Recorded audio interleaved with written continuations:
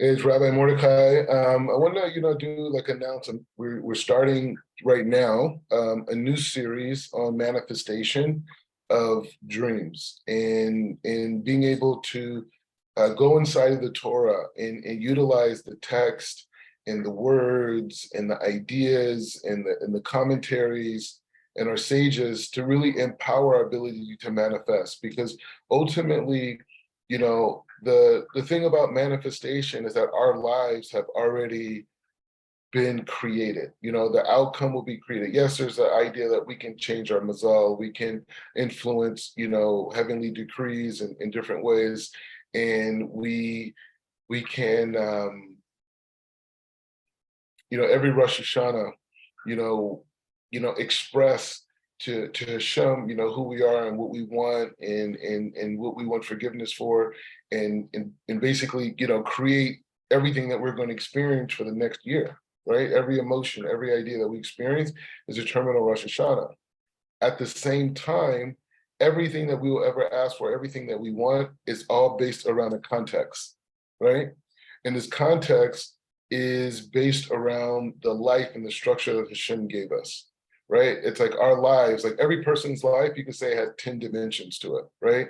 And they can experience 10 different dimensions of their life, or just one, right?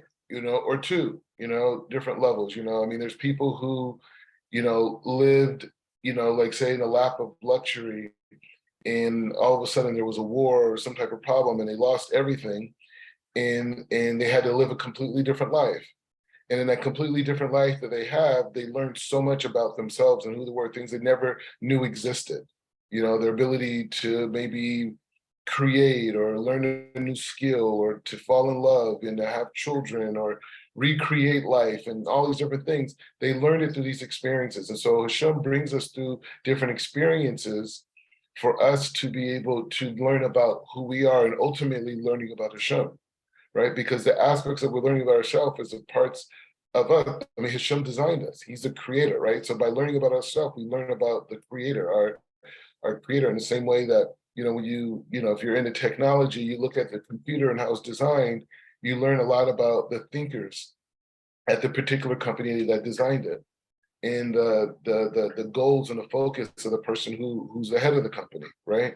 And so all that is expressed inside of your experiencing and understanding of this particular technology. The same thing is about our life. The more we learned about ourselves, the more we learn about who we are through these different experiences, from that place, we'll be able to learn about God, learn about the maker, right? The more you learn about biology, the more you learn about science, the more, you can see the godliness, in it, by understanding the dimensions and the dynamics. So the idea of dreams, the idea of goals, the ideas of manifestation is to understand the first principle. This is something that God has already created for us. He created a level of us where we manifest things, and he created a level of us where we don't manifest things, but we're the same person.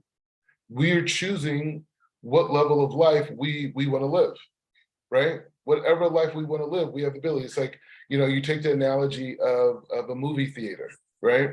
And so imagine you have a movie theater in the heavens, right? And you have a soul, and this soul goes into this movie theater and it buys a ticket. And the ticket that it buys is based off of the amount of merits that this person has, right? So say a person has a lot of merits, they buy this type of ticket, this type of ticket, this type of thing, whatever, different times of the day when the movies are showing themselves or whatnot, but they have merit. So they buy a ticket. And so the ticket that they buy is for a specific movie, right? And so I'm saying that specific movie over here is a certain life. Right. So I could go into a movie, I could go into life, and you know what? I could buy a ticket for a horror movie. I could buy a ticket for an action movie. I could buy a ticket for a comedy. I could buy a ticket for any of these types of things. And so from that space,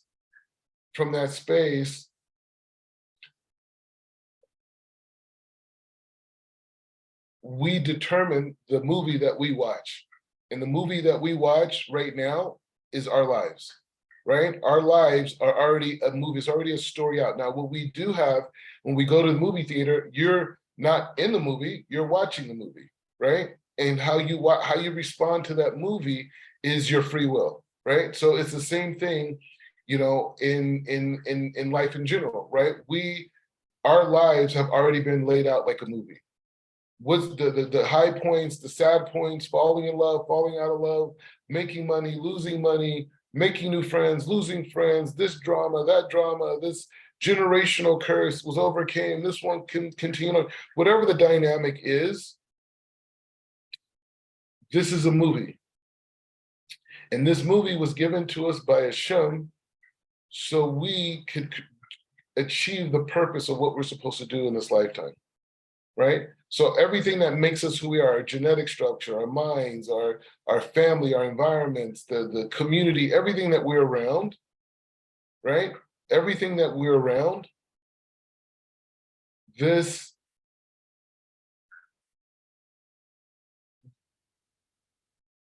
is an expression of the environment that God wanted us to be in, that would give us the most propulsion, the most push, the best opportunity to complete the purpose of this lifetime, which is elevating our soul to the highest level, right? That it's supposed to achieve. This is the thing about life. So dreams and goals are just entities that God gave to us to keep us on the path of what we're supposed to do in this lifetime. Now, we may not choose to follow those dreams. We may choose to ignore those dreams. But either way, they're going to stay with us. And they're a part of us. And many people at the end of their life, you know what their biggest regret is? That they didn't follow their dreams. Why? Because pursuing that dream was a process of going through a series of scenarios that would have been enriching to your soul and your experience in this lifetime. That's why God gave you a dream. That's why he gave you goals.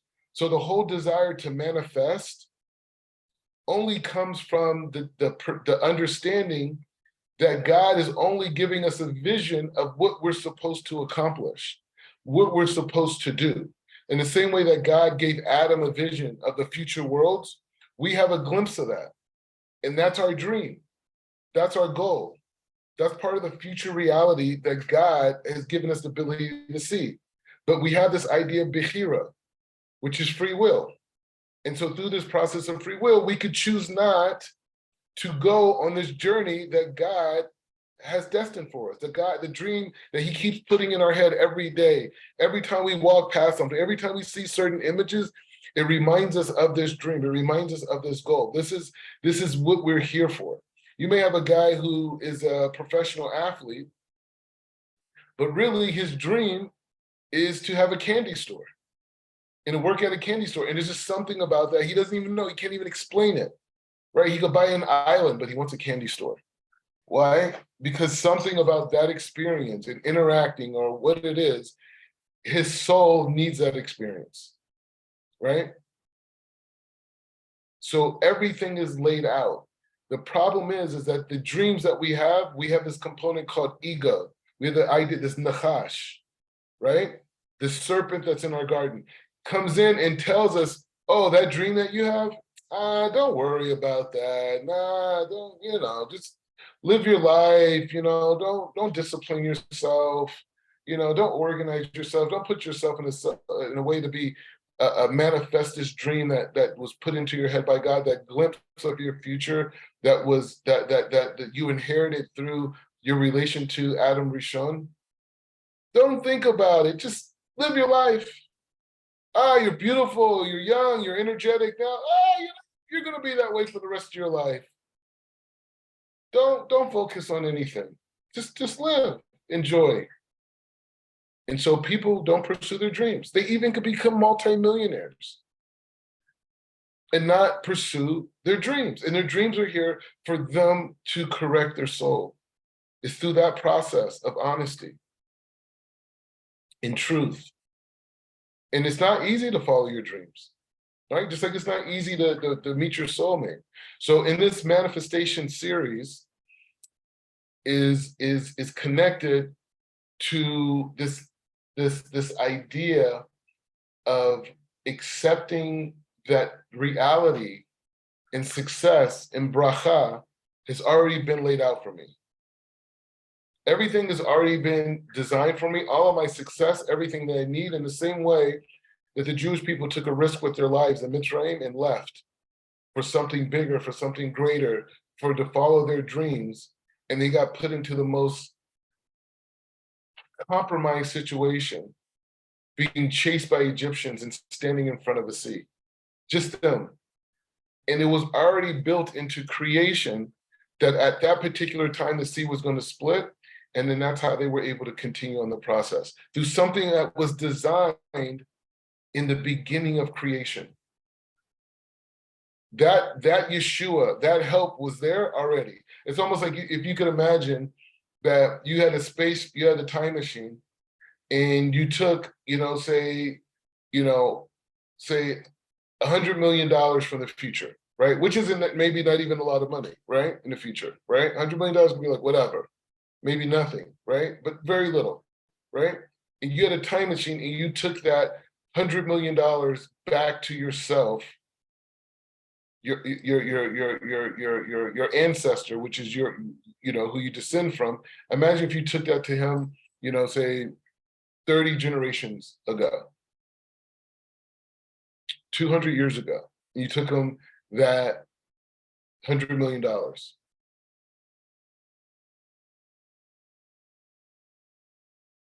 And that person's just living their life, no idea. They walk into some scenario pops up. Someone sends them a letter and says, "You had this relative," however you set it up. But the point is, they receive this $100 million, and from that point on, the entire family lineage will be extremely wealthy, presumably, right? But I'm saying in that same way, your dreams are also waiting for you. Your dreams are also created in the beginning of creation. The same thing that you see, everything that you read in the Torah that's created since Bereshit bara Elohim, since that moment of existence, everything that you've experienced in your life so far was created in that moment. Just like the Yam Suf was created, just like the Maragdan going in Eretz Israel, just like Moshe on Mount Sinai, just like LeBron James winning the championship, the scoring thing. All these things were created since the beginning of creation. Everything that was experienced, will be experienced, was created on Bereshit. When the ship says Bereshit, that explosion of reality, right?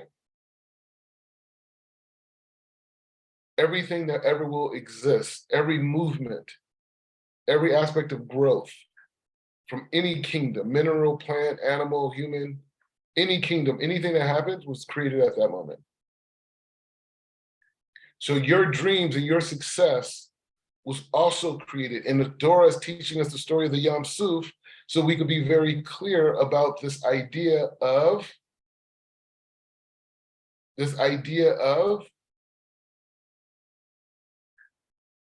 pursuing our dreams and knowing that the process that we go through is exactly what God wanted for us. And there is a redemptive entity that will reveal itself when needed. Anybody who's took chances with their life, anybody who's moved into a new place, anybody who started businesses, anybody who has, been through the cycle of life, a relationship, to see like, hey, the way something started is not the way it initially always ends. And the way that it ends is not limited to that next experience that you're going to have in your life. It's not you have an experience that starts and ends, and then that's it. No, that experience carries you to the next experience, right? So this is the dynamic of what we're speaking about, what we're talking about as it relates to manifestation of dreams and goals. It was already designed. It was already created.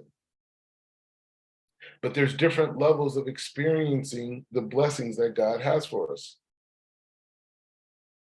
right? There's different stages. There's guys who are star football players in high school, and that's it. There's guys who go on and they become college star athletes, okay? And they went on to the next level, but that's it. And then there's guys who play high school, college, and then to the professionals, right? And then there's guys who play professional who become stars. So there's just levels to the same experience, right? How far do you want to go? How much of God's revealment do you want to have in your life? And I'm using these different mechanisms to see around you so you can see progressional patterns, not necessarily looking at athletes and them being and where they and how far they go, but seeing that there's different levels of experiencing the same thing. And anybody who's like played sports and worked out, there's different levels of experiencing your body, right? The strength of your body, the flexibility of your body, the beauty of your body, when, as building muscle tone and these types of things. I played sports, but just that experience of growth in itself is an expression of there's different levels to us, even physically on a manifestation level, in strength, in endurance, right? So in that same way, our life as a whole, we have the ability to experience different levels of the same thing. So how far we go with the blessings that Hashem has for us, where we take that, that's up to us. We decide that. But overall, that's the case. So with that being said, as a passionate intro to this discussion of manifestation and thinking bigger and manifesting our dreams, is now that we understand that the premise is it's already going to happen. Okay, it's already going to happen. My dream is already going to happen. It has a unique way of revealing itself, right? Like looking back on it, like I'm becoming more and more visible in the public eye, right? But my career, I've always done things that were anything that you do in Hollywood is in the media because by nature of the business, you know what I mean? By nature of people viewing it, seeing it, wanting people to know about it. So everything's always in the media. But the thing is, it's like, I always wonder, like, you know what? Like, I never went like the main guy. You know what I mean? I was never like Kanye or some of these other type of characters. I was a guy who just, who did things that I thought were meaningful, things that I thought really helped people, things I thought made the world a better place, something that made my parents be proud of, type of a thing, something that made money. Those were my motivations. It wasn't really about like becoming like super famous or super rich. I wanted to have freedom to explore, right? That's why I didn't like run for getting married and things like this when I was younger. I was just like kind of like figuring it out. I just knew there was so much I didn't know. And we're going to explain a little bit about like that dynamic of how I was in that place. But it was it was it was always still something. Like I'm always like there, you know what I mean? And you see guys that you're much more talented than and have more abilities or whatnot. And so from that place, you just look at life and you just wonder, like why is God putting that person out there? Why is this happening? And I see now that the greatest gift that God gave me is that I could come out in the mainstream world as a spiritual person, as a person who's actually talking about something. You know what I mean? That is actually giving real information. Like I see what Kanye and these other guys are trying to bring like higher thoughts and mechanical engineering thought and this type of stuff, but that's not even a shred of hair of the information that I've been able to connect myself to, and outlook and these types of things. So you look at life and you look at it and you're like, oh well, you know what? Look at that person over there and what they're doing. Look at that person over there, what they're doing. But ultimately, Hashem has something special for you. And he gave you a special presentation that you can pass on for the rest of your life.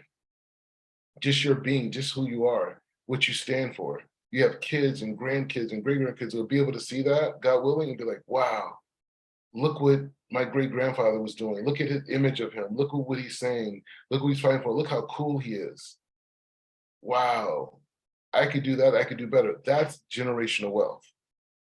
You leave money, your kids go to private school, they're around other kids who have bread or shame, and the pathway is drugs. The pathway is other forms of hopelessness. Okay, money, you inherited money, sure, you could buy a bigger house. You know what it is to go and create your own house, to create your own empire, to take a part of earth and existence and to make it into something? That's where you want to be. You don't want to inherit. You don't want to just be a lush, living in some huge mansions. No, you want to experience. So So part of this series is connecting to higher thought. So one of the things that I've been really doing personally is, I've been spending a lot of time reading certain pasukim that really inspire me, that really I'm able to understand and articulate a much deeper meaning to, a much bigger meaning. Like, so for example, when I wake up in the morning, after I do morning blessings, because it's all about like, sometimes, like I'm building myself to just be in the mindset of as soon as I get out of the bed, boom, boom, boom, boom, boom, and just blocking out, like no technology, no nothing, and just going for that moment of the soul coming back into the body, to Netilat Yadayim, to the bathroom, to the after bracha of the bathroom, to saying the morning blessings. And then what I do right after that is boom, go into reading the 6 days of creation. Right. And for me, reading the 6 days of creation is this dynamic of this is the beginning of all creative processes.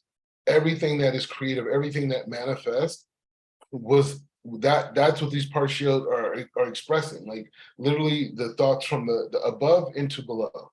Abba and Ima, right? Ishum says, let there be light, and then there was light. So the sages explain that process is a process of Abba and Ima, the upper heavens, right? There's upper heavens and lower heavens. So there's the upper heavens, and these upper heavens are broken into two parts, right? This aspect of Av, like father giving over, and the aspect of Ima, which is the dynamic of receiving, right? And it's the same thing below. But the point is saying that when the Torah says that when Hashem says, let there be light and there was light, this call and response that you see throughout the Parshiot in the first 6 days of creation, that's Abba saying and Ima affirming, right? By manifestation of it. So this dynamic of creative expression that is just 6 days of creation is something that's part of my daily morning meditation. And Baruch Hashem, I'm getting stronger at it. Pretty soon I'll have it just all Balpeh, and I could just recite it even throughout the day without having the Chumash in front of me.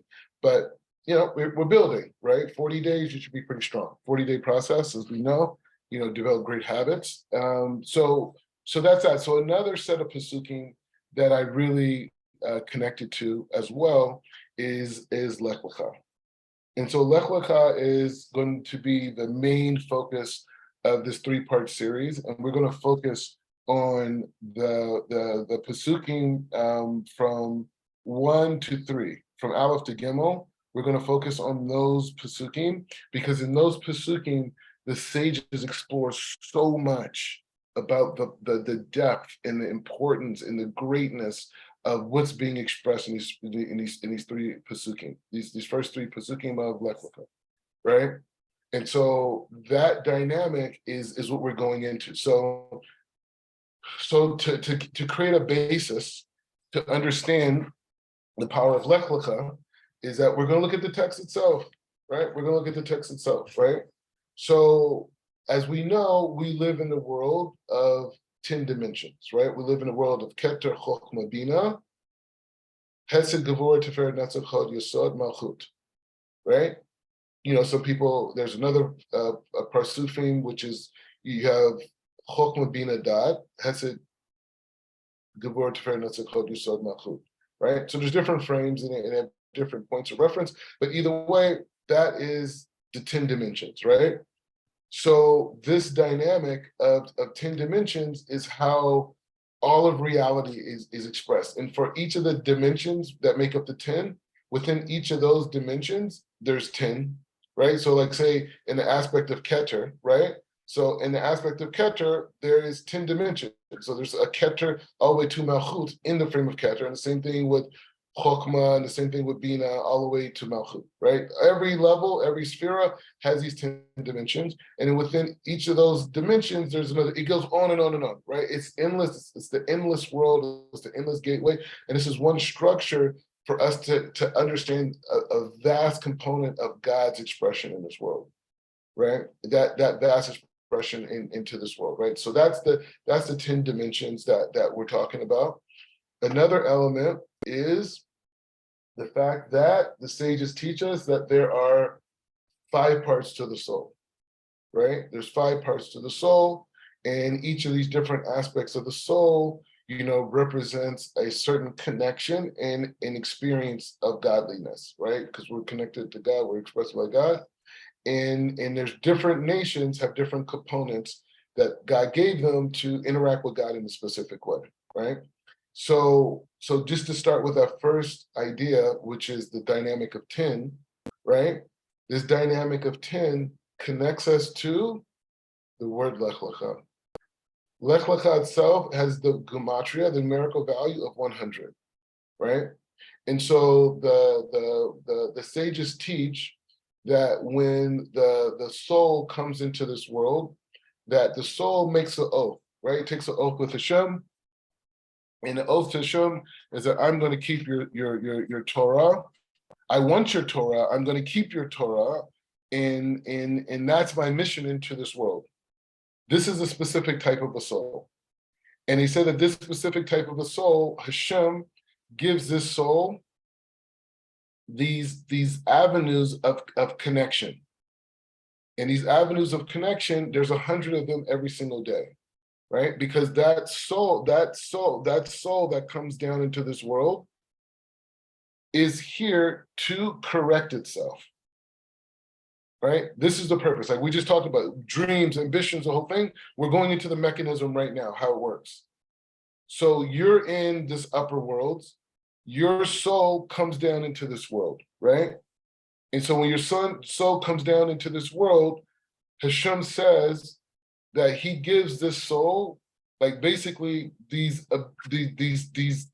brakot, these connection points to the endless light of reality, the endless light of kedusha, shefa, holiness, light, all that the 99%. If you read the book Mind the Black Jew, I talk about the 1% reality and the 99% reality.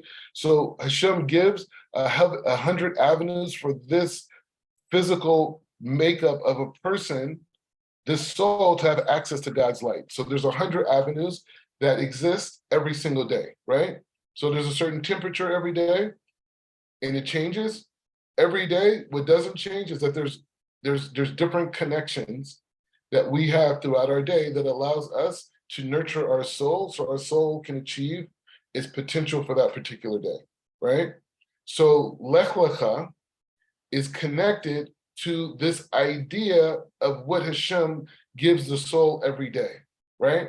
So Hashem is trying to get us to Lecha, to get out, right?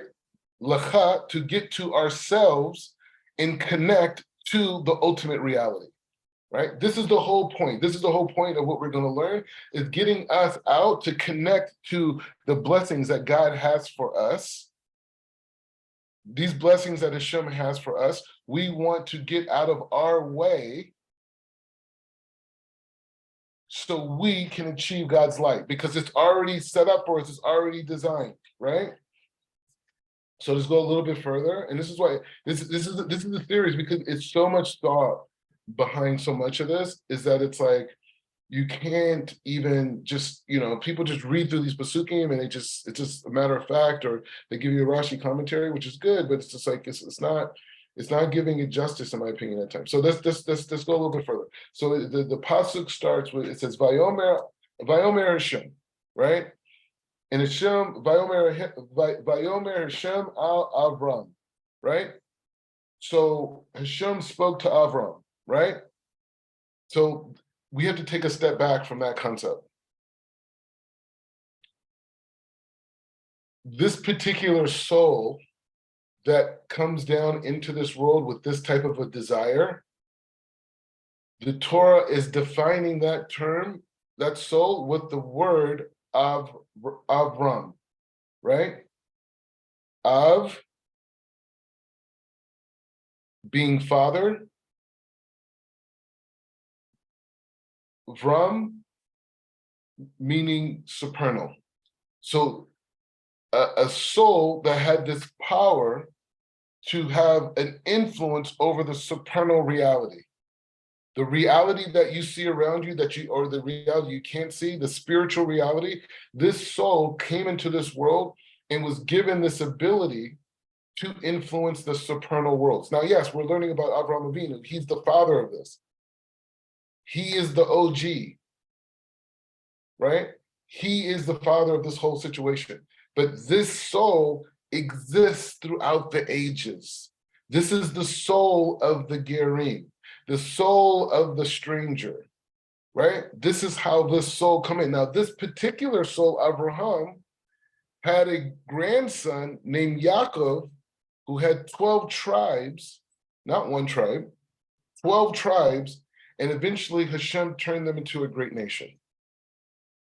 But it still comes from this, emanates from this holy soul called Abraham. So people that you meet with the name Abraham, which is in essence Basera, because they're one entity, they or a soul that has the power to have influence or be a ab to the supernal world. This is what the whole sugya of these unique souls that were going to come into the world in a concealed manner, in many cases, even in the homes of idolaters. People are totally concealed, that no one would ever think anything holy would ever come out of. That soul that's concealed through that is Abraham. And this is the beginning of that sugya. Now that we understand that component, we could even go a step back. Vayomer Hashem. Hashem spoke to Avram. He spoke to him. So let's understand the significance of that. When Adam came into this world, all of creation didn't even fully manifest until Adam came into this world. It didn't manifest. There was no rain, trees didn't blossom, the flowers didn't blossom, the trees didn't really have a purpose. They it's a whole big point about the trees. The trees originally used to be like completely edible, and then the tree actually transformed itself. It's a whole thing, and whatever, man is sometimes called tree. But the point is just saying like this, it's just the point is to understand that all of creation did not fully manifest until Adam Rishon was created. That's when the whole activity of planet Earth, the whole movement, the whole vibration of planet Earth came in when Adam Rishon. Adam Rishon had a chance to create a perfect reality, a perfect kli, and him and his wife fell out. And so that perfection of the world that was achieved during the time of Adam fell by the wayside. And then 10 generations later,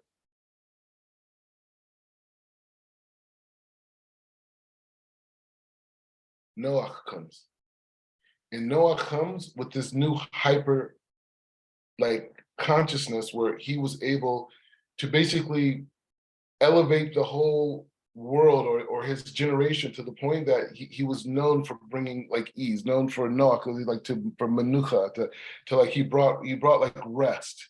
He brought the ability for people to not have to use physical strength, and they created tools. They had a technological expansion.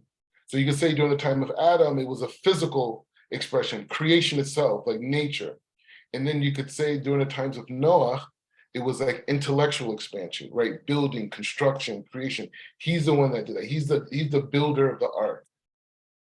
But Noah, as I said, when it was time for him to do specific things,